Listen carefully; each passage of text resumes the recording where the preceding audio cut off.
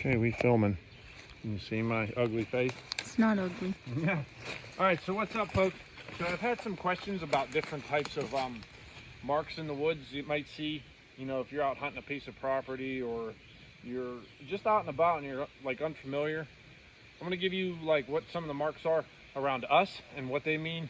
Now this is the different types that I use. There's all different types of how things are marked differently in different regions and parts of the country and world. So this is just like a Western Pennsylvania area. I've seen these used in Ohio and West Virginia. I don't know about New York, but this is typically how either a forester or somebody marks timber. But we'll start with like boundaries, and typically a boundary line, what I've always been taught to do, and you really can't see this one, is the two slashes. That's boundary, that's line. When you come to a corner, you see here, you see the three slashes. There's three on one side of the tree and three on the other. Now the reason you put the three on this face of the tree, because this would be an inside corner right here. So you have those three there, and that line's going that way. You can show them marked down there, so it's back to two. And then I have the three on this face, which shows that. So if they're there and here, it shows that that's an inside corner. Now, if I was marking the property on that side, not on this side, you would see them opposite. These would be painted on the other side. And same with that, they'd be on that outside face and this inside face. The reason you do that is you always want the marks facing the area to be worked. It does you no good to mark it on the back side of the tree. The guy can't see it. So, and it also kind of helps a person, okay, they're on this side, so this side, and then, well, okay, there's, you know, marks there, so that's this side too. And it's, you know, then you come to the corner, and it helps you just kind of break it up and make it out a little easier. I like to use paint, not ribbons, because people will they'll take ribbons and move them on you. Paint's pretty permanent, but you got to make sure your crap's right. Colors, there's a lot of different colors. The only one you won't see used for marking timber typically anymore, or harvest boundaries, is the purple paint. That's like the new universal thing now of the purple square on a tree means like posted property, you know, no trespassing. So hopefully that covers boundary line. I like to use, if I'm marking a timber in blue, I will mark the boundary in red. Or if I'm marking the timber red and blue, I usually always try to use a different color. And sometimes you have two different pieces of property abutting each other, and you're doing like you're marking this one and that one to get your footages, and now you bring three different flavors of paint in, and it can get a little confusing. Best colors I've found are fluorescent blue and fluorescent red. Reason being, nothing matches blue and fluorescent red in the woods any time of the year. Your oranges, your yellows. Yellow's a horrible one to use. I've seen a lot of foresters use it, and I don't know why. It's terrible paint. Please don't use that. It's impossible for us to see, and it fades really quick. Fluorescent green, any kind of green's bad, obviously, because it's green. Now, it's great in the winter. Stands out in the winter, but for some reason, if that sail doesn't get cut in the winter, you kind of screw yourself. Obviously, can't use purple. I've seen fluorescent pinks work good. Stay away from the upside down spray paint, because that stuff's water-based. It's hard to mark trees with, and it fades really fast. If that's all you can get, that's all you can get. What I like to use is Airvo Professional Choice tree marking paint. Now this is really hard to get right now, but it's great stuff. It lasts really long. Blue, fluorescent blue, those work really good. So different types of marks you'll see on harvesting the tree. Typically, a lot of places you'll just see the slash, which will look like this. A lot of guys do just the slash. A lot of forester bid sales will be slash dotted, where you'll have the dot at the base of the tree just below where it would be harvested. Now what that tells anybody, they come along and see that stump if they're inspecting the site at the end of the job, is that was a marked tree. So they see the dot, okay, that one was supposed to be harvested, because obviously up here is going to be gone after it's cut.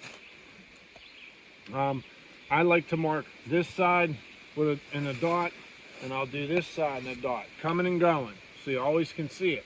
Some places, some sales, they put 4 around the tree.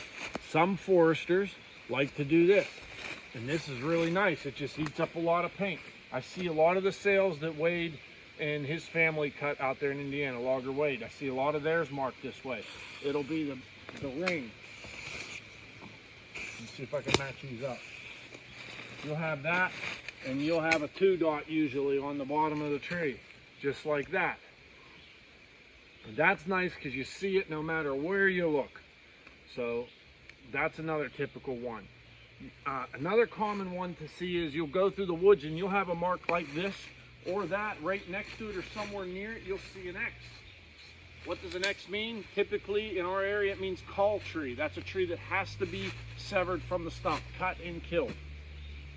But it does not have to be taken out. It just has to be cut. Those trees are not bid on. Those trees are not sold.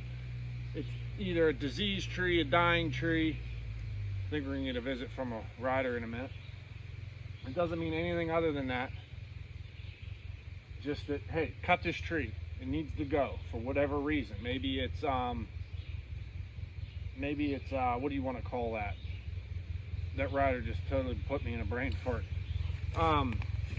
Maybe it's like an invasive species. Maybe it's sick. Maybe it's got to do with the canopy.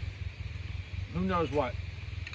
On a lot of sales, you'll see the harvest mark like this, and then you'll come along and you'll see these. You'll see the dots. Now there are some guys that mark their trees with dots. It's a great way to save paint. You know, dot, dot, dot, you know, either 2 or 4 dots. A lot of the times when I see dots on the bid sales, a dot is a pulp tree. That's, you know, when they're factoring tons per acre, that will be factored in. But that's usually when they're doing a TSA on a timber stand improvement. You'll see usually trees they want left, they ring like that. And then they'll mark pulp trees and other stuff with different colored paints. And there's usually a legend in the bid sale that'll tell you this color, this type of mark means this, and this one means that. So that's another one, the dot system. So I'm trying to think. Here's one that I recently learned. Now, I'm trying to find a tree we can do it on. Let's do it on this one right here. I want to step over here. And I had to ask to figure this out. So there's a lot of foresters that do the slash, you know, and then they'll do the dot. But then let's say there's some rot in the base of that tree. Like, you know, there's a hole in there or there's something bad. You'll see a line.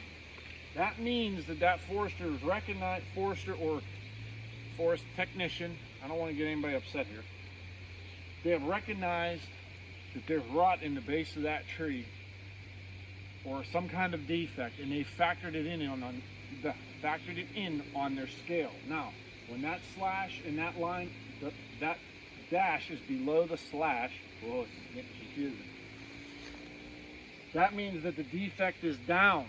When you come to another tree and the slash and the dash is above it, stay with me now, that means your defect's up high. It could be somewhere above that mark is where the defect is. Once again, that just notes that he recognizes it. So these are the couple. I'm trying to think if I'm forgetting anything. We have the call trees. You'll have, sometimes they'll come to a tree and they'll draw X's all over it, and they'll mark right iron on the tree. That means that maybe tree stand steps or, you know, pegs or something metal in it. And when then you see fence. Yes, fence a lot of the times. Okay, so a lot of times you'll have, let's check this one out.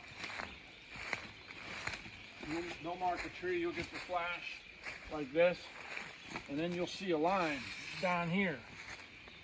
That might mean there's fence or something down there. That means cut here. And sometimes they'll even write cut. You know, like maybe they only want this one severed out of the cluster. It's hard to say.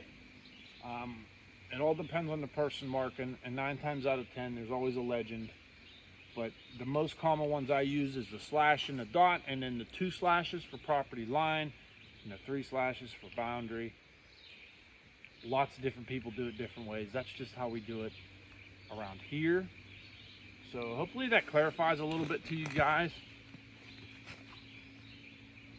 It can be confusing, but you know, you see those, maybe at least now you can be like, hey, that might mean this or it might mean that. It'll give you an idea what's going on somewhere if you're hunting like a piece in the national forest or state land where they do bid sales, or give you a little bit of a heads up, like, hey, you know, maybe I shouldn't hang my stand here. They're probably going to log this soon. You know, it's something like that. So hopefully that got to clarify some stuff for you guys. And once again, thanks for watching.